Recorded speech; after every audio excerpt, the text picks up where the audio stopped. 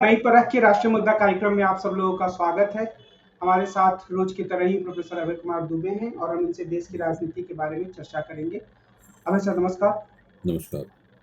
हरियाणा के चुनाव में जो कांग्रेस की रणनीति है जिस पर राहुल गांधी काम कर रहे हैं वो ये कि वो दौरा भी कर रहे हैं सड़कों से और जगह जगह रैलियों को भी संबोधित कर रहे हैं। क्या हम ये कहें, क्योंकि नरेंद्र मोदी जी की कोई रैली मैंने पिछले 2-3 दिनों में नहीं उसके बारे में कुछ सुना, तो क्या हम ये कहें कि भाजपा सीधे रूप से एकदम बैकफुट पे आ गई है और मुख्य रूप से प्रचार भी नहीं कर पा रही है? नरेंद्र मोदी ने मेरे ख्याल से 4 या 5 रैलियां की हैं शायद हरियाणा में। शुरू के दौर में उन्होंने 2 रैलियां की थी, उसके बाद में फिर वो विदेश वगैरह गए, अमेरिका वगैरह गए, उसके बाद लौट के भी उन्होंने 1-2 रैलियां और की हैं, या 4 रैलियां की हैं या 5 रैलियां की हैं। लेकिन उनकी रैलियां किसी भी किस्म की कोई हलचल पैदा कर पाने में नाकाम रही। पहली रैली तो उनकी बहुत खराब रही, उसमें तो लोग भी बहुत कम थे और उनके भाषण सुनते ही लोग उठ के जाने लगे। लेकिन फिर बाद में भाजपा ने और सतर्क होकर रैलियां की होंगी ताकि इस तरह की घटना ना हो पाए। तो उनकी रैली किसी किस्म की हलचल पैदा करने में नाकाम रही और कोई खास बात वो नहीं कही उन्होंने उसके अंदर।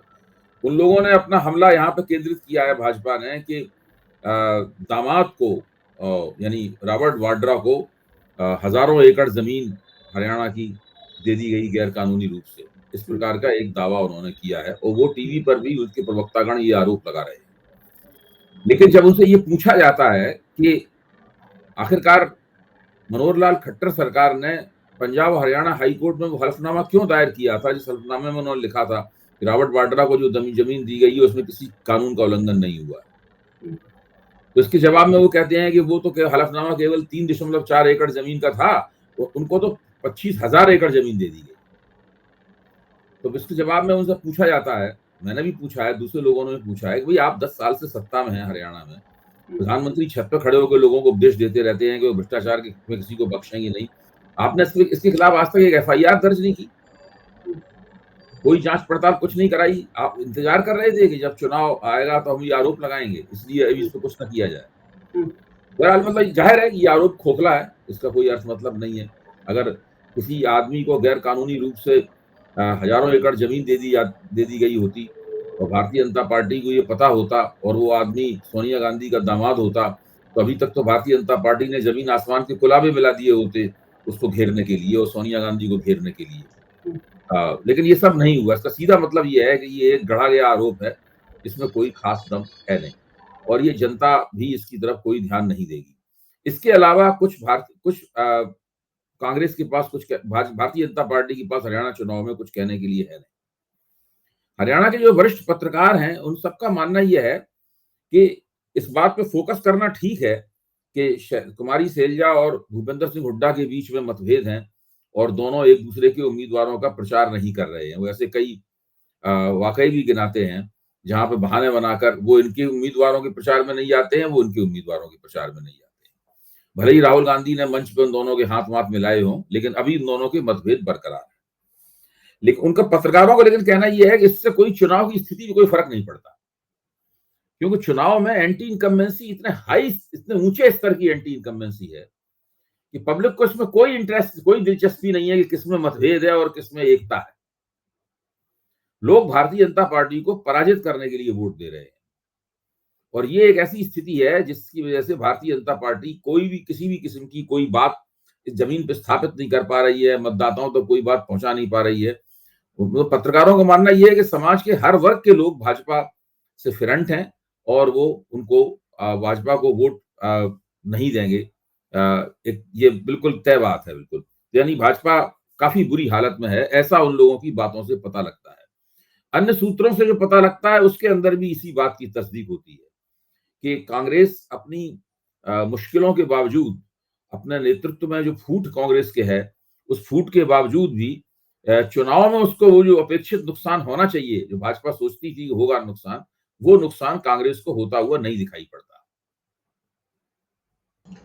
एक थियरी कहें या एक ऑब्जर्वेशन कहें, ये चलता आ रहा है जब से नरेंद्र मोदी मजबूत नेता के रूप में उभर कर सामने आए हैं कि कोई भी विधानसभा का चुनाव हो, लोकसभा का चुनाव तो 2 ही बार हुआ, नरेंद्र मोदी चुनाव मैदान में उतरते हैं, प्रचार करते हैं और भाजपा का जो वोट है वो 3 से 5% तक बढ़ जाता है।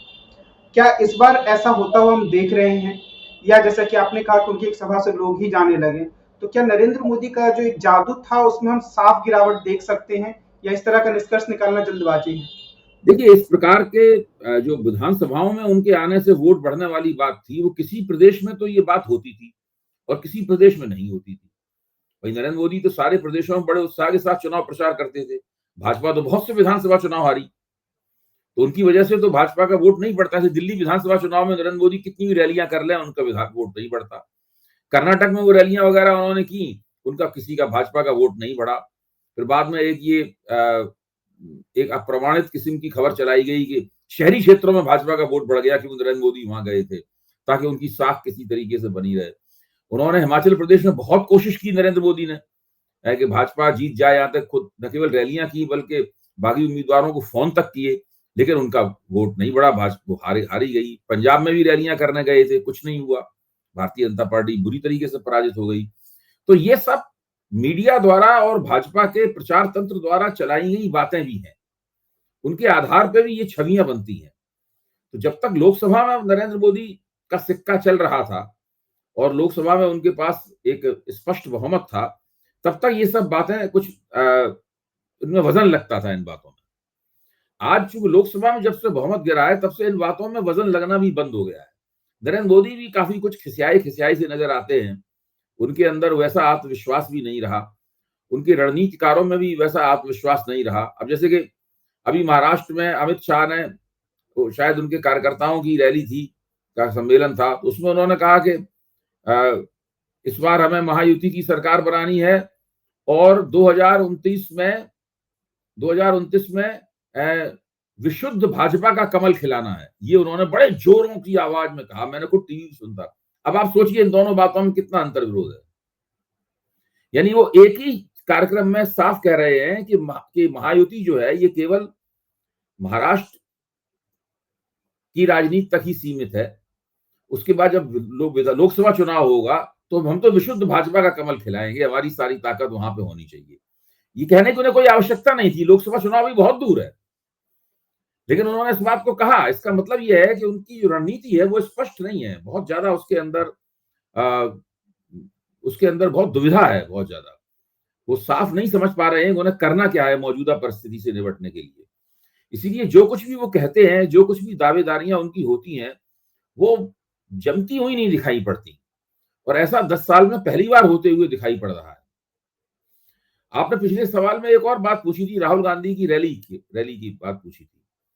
तो अब राहुल गांधी की जो विजय संकल्प यात्रा है, वहां पर उस यात्रा का जो रास्ता है, उस रास्ते पे आप गौर कीजिए क्या रास्ता है। वो खास तौर से राहुल गांधी उसी रास्ते पर यात्रा कर रहे हैं जो कि भारतीय जनता पार्टी का लंबे अरसे से आधार क्षेत्र रहा है। इस क्षेत्र में यानी पानीपत, ये वाला इलाका जो है, इस इलाके में ही अंबाला, ये पूरा इलाका, इसको जीटी रोड बेल्ट बोला जाता है, जीटी रोड बेल्ट बोला जाता है। इस जीटी रोड बेल्ट में ही राहुल गांधी यात्रा कर रहे हैं। यानी उनको कितना आत्मविश्वास है, आप जरा सोचिए इस बात के ऊपर। उनका मानना है कि बाकी जगह तो हम जीत ही रहे हैं, यहाँ पर भाजपा कुछ अच्छा कर सकती है तो हम यहीं पे चोट करेंगे, यहीं अपना प्रचार करेंगे। इसी तरह मुझे लगता है कि जब भारत जोड़ो यात्रा निकली थी तब भी पानीपत के रास्ते ही वो घुसे थे हरियाणा में, और ये जो भाजपा का समर्थन आधार है जो है, वहीं पर उन्होंने यात्रा की थी। भारत जोड़ो यात्रा भी इसी रास्ते से गई थी। तो राहुल गांधी शुरू से उनका फोकस वहीं पे है जहां भाजपा को सबसे ज्यादा वोट मिलते हैं। इससे आप अंदाजा लगा सकते हैं कि आजकल उनके कामों में किस तरह की दूरंदेशी है। आज जम्मू और कश्मीर का चुनाव का मतदान का जो आखिरी चरण था वो समाप्त हुआ। आज मैं निर्जया चौधरी का एक अवलोकन पढ़ रहा था और वो वहाँ गई भी हैं, तो इस लिहाज से वो अवलोकन थोड़ा और महत्वपूर्ण हो जाता है कि जो निर्दलीय उम्मीदवार हैं वो कांग्रेस और नेशनल कॉन्फ्रेंस के रास्ते में एक रोड़ा बने हुए हैं, और वो पूरी तरीके से जीत की उम्मीद नहीं कर सकते, एक तरफा जीत मिल जाएगी और बहुत मजबूत स्थिति में है। तो आप इस तरह की राय से कितना इत्तेफाक रखते हैं? भाई जो घाटी है, घाटी में तो 28 सीटों पे तो भाजपा लड़ ही नहीं रही है चुनाव, तो भाजपा की वहां दावेदारी आधिकारिक रूप से है ही नहीं। अब बाकी सीटों में भाजपा चुनाव लड़ रही है, सब लोग जानते हैं कि भाजपा यहां से चुनाव जीतती नहीं है। भाजपा वहां जीत की स्थिति में तो है नहीं, जो एक निर्दलीय वोट, छोटे मोटे वोट काट ले, इधर उधर कर दे तो भारतीय जनता पार्टी जीत जाए। तो निर्दलीय मतदाताओं का जो भी प्रभाव रहा उससे भाजपा पे तो कोई असर नहीं पड़ता है घाटी में। सवाल यह है कि निर्दलीय उम्मीदवारों के प्रदर्शन से किसको फायदा होगा? क्या निर्दलीय उम्मीदवार को फायदा होगा, वो चुनाव जीत जाएगा? वो मैंने पढ़ा है नीरजा जी का, मेरे दिमाग में सवाल तभी से उठ रहे हैं, क्या निर्दलीय उम्मीदवारों का प्रभावशाली प्रदर्शन इतना जबरदस्त होगा कि वो खुद चुनाव जीत जाएंगे उनमें से कुछ लोग, या वो इंजीनियर रशीद की पार्टी को चुनाव जिता देंगे, या वो पीडीपी को चुनाव जिता देंगे? मतलब क्या करेंगे निर्दलीय उम्मीदवार? ये ठीक है, घाटी में बहुत से निर्दलीय उम्मीदवार लड़ रहे हैं, लेकिन निर्दलीय उम्मीदवार वोट वोट किसके काटेंगे, किसको उसका लाभ होगा? भारतीय जनता पार्टी को तो वोट मिलना ही नहीं है वहां पर। वोट मिलना होता तो जब उम्मीदवार भी नहीं पूरे लड़ा पा रही हैं 28 सीटों पर, यानी कुल मिलाकर 47 सीटें हैं वहां पर घाटी में, 47 में 28 यानी आधे से ज्यादा सीटों पर आप चुनाव ही नहीं लड़ रहे हैं। तो भाजपा को तो कोई लाभ नहीं होगा इससे। लाभ अगर होगा तो जो नेशनल कॉन्फ्रेंस और कांग्रेस के अलावा जो उम्मीदवार लड़ रहे हैं उनको कोई लाभ हो सकता है। अच्छा, मान लीजिए कि इंजीनियर रशीद को 3-4 सीटें जीत मिल गई उन्हें, या दक्षिण कश्मीर में पीडीपी का गढ़ रहा है, वो लोग वहां से अच्छे वोट मिलते हैं उन्हें, वहां पे पीडीपी भी वहां चुनाव को जीत सकती है। तो चुनाव जीतने के बाद ये लोग क्या करेंगे? क्या भाजपा की गोदी में जाकर बैठ जाएंगे? अगर मुझसे पूछा जाएगा तो मेरा मानना यह है कि जो इस वक्त भारतीय जनता पार्टी की गोदी में कश्मीर घाटी का कोई नेता बैठ जाएगा जाके, वो उसकी राजनीति कश्मीर घाटी में हमेशा के लिए खत्म हो जाएगी। एक बार महबूबा मुफ्ती ने भाजपा के साथ गठजोड़ करके सरकार चलाई थी, उसका आज तक वो नुकसान उठा रही हैं। 2 लोकसभा चुनावों में बुरी तरह हार चुकी हैं चुनाव। सब इस बार भी लोकसभा चुनाव में कुछ नहीं जीते, पिछले लोकसभा चुनाव में खुद ही हार गई थी महबूबा मुफ्ती। अभी तक उनके दामन से वो दाग नहीं धुला है। और इंजीनियर रशीद भी इस बात को जानते हैं कि वैसे भी उनकी बात को लेकर विवाद चलता रहता है कि भाई ये बीजेपी की ही बी टीम तो नहीं है। तो इस बार इंजीनियर रशीद के सामने भी मौका है कि वो एक गठजोड़ सरकार चलाने में इंडिया गठबंधन की मदद करें, ना कि भारतीय जनता पार्टी के पक्ष में बैठ जाएं। तो घाटी से तो भाजपा को कोई राहत मिलने की उम्मीद है नहीं, क्योंकि और उसमें 1-2 निर्वाचन क्षेत्र ऐसे हैं, हब्बा कदल का निर्वाचन क्षेत्र है, बांदीपुर का निर्वाचन क्षेत्र है, मतलब कुछ ऐसे निर्वाचन क्षेत्र हैं जिनके बारे में कहा जा सकता है कि वहां मतदान बहुत कम हुआ है, तो हो सकता है पंडितों के वोट भाजपा के पक्ष में कुछ हो जाए। इसके अलावा और कोई किसी किस्म की कोई उम्मीद नहीं है। जो लड़ाई है, टक्कर है, वो पूरी की पूरी जम्मू में है। और जो जम्मू की जो बगरवाल गुजरों की जो आरक्षित सीटें हैं, वहां पर टक्कर है। प्रश्न ये है कि क्या नेशनल कॉन्फ्रेंस अपने पारंपरिक प्रभाव क्षेत्र में जम्मू में कुछ कमाल दिखाएगी? क्या कांग्रेस भाजपा को अपने प्रभाव क्षेत्रों में कुछ टक्कर दे पाएगी? ये है सवाल जो कश्मीर के चुनाव को तय करेगा।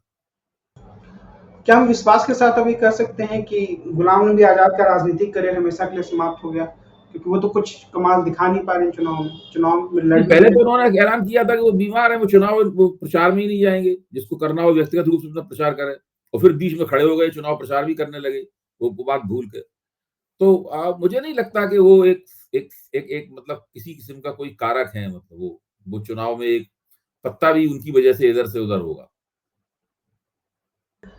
एक और जो महत्वपूर्ण घटनाक्रम अभी हुआ, जो हर बार चुनाव के समय होता ही है, बीच-बीच में भी होते रहता है, राम रहीम को रिहा किया जाना। और एक तरीके से राम रहीम के प्रभाव को चुनाव में इस तरीके से लाना कि उनके जो समर्थक है वो भारतीय जनता पार्टी को वोट देते हैं। और दूसरी तरफ सोनम वांगचू, जो कि लद्दाख के एक नेता हैं और वहाँ के पर्यावरण को लेकर चिंतित रहते हैं, उनको गिरफ्तार कर लिया गया। तो इन दोनों घटनाओं के संदर्भ में हम किस तरह की एक सोच बनाएं भारतीय जनता पार्टी की सरकार के बारे में? देखिए, इन दोनों घटनाओं को अगर मिला के देखा जाए तो ये हमारे लोकतंत्र की एक विडंबना को रेखांकित करती है। आप गुरमीत राम रहीम को देखिए, गुरमीत राम रहीम पे 2 हत्याओं के आरोप में उन्हें 20-20 साल की सजा हुई है। 2 बलात्कारों के आरोप में उन्हें 10-10 साल की सजा है। आप सोचिए, जिस व्यक्ति को 2 हत्याओं के आरोप में 20-20 साल की सजा हुई हो और 2 बलात्कारों के आरोप में 10-10 साल की सजा हुई हो, वो अभी 1 महीने पहले ही पैरोल पर रिहा हुआ था 20 दिन के लिए। 1 महीना खत्म होने से पहले ही उसको दोबारा पैरोल पर रिहा कर दिया गया। और इस बार पैरोल पर रिहा करने में चुनाव आयोग भी शामिल है।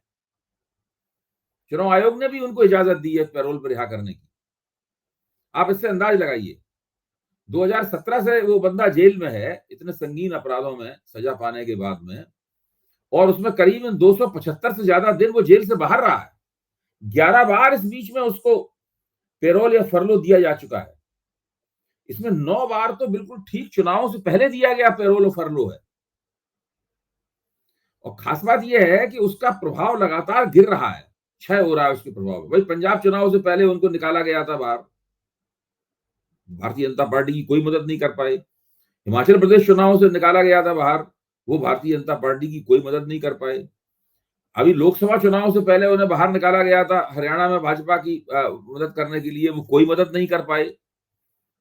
अब फिर निकाला गया है, इस बार भी कोई मदद नहीं कर पाएंगे। इसके बावजूद भी लगातार निर्लजता से कि शायद 10 वोट ही ज्यादा मिल जाए, 20 वोट ही ज्यादा मिल जाए, कानून की, जेल मैनुअल की, सबकी अवहेलना करते हुए बिल्कुल अफसरों का जो पूरी तरह से भाजपाईकरण हो चुका है उसका पूरा लाभ उठाकर या अफसरों को दबाव में लेकर ये सब काम किया जा रहा है। जनता ऐसे उदाहरणों को देख के बहुत निराश होती है। आम लोग, खासतौर से मध्य वर्ग पे भी इसका बहुत बुरा असर पड़ता है। लोग कहते हैं भाई ये क्या बात है, आप साधारण लोगों से, दिल्ली के वोटर हैं जो हरियाणा में वोट डालने भी नहीं आएंगे, आप उनसे पूछिए, कहेंगे अरे भाई ये क्या बात रही, कोई कानून है ही नहीं। अब बड़े वकील जो के मनन है, बहुत बड़े वकील हैं सुप्रीम कोर्ट के, उनका कहना है कि बाकी हर मामले में हम कह सकते हैं कि कानून अपना काम कर रहा है, लेकिन ये एक ऐसा मामला है इसमें हम कह सकते हैं कि कानून अपना काम नहीं कर रहा है।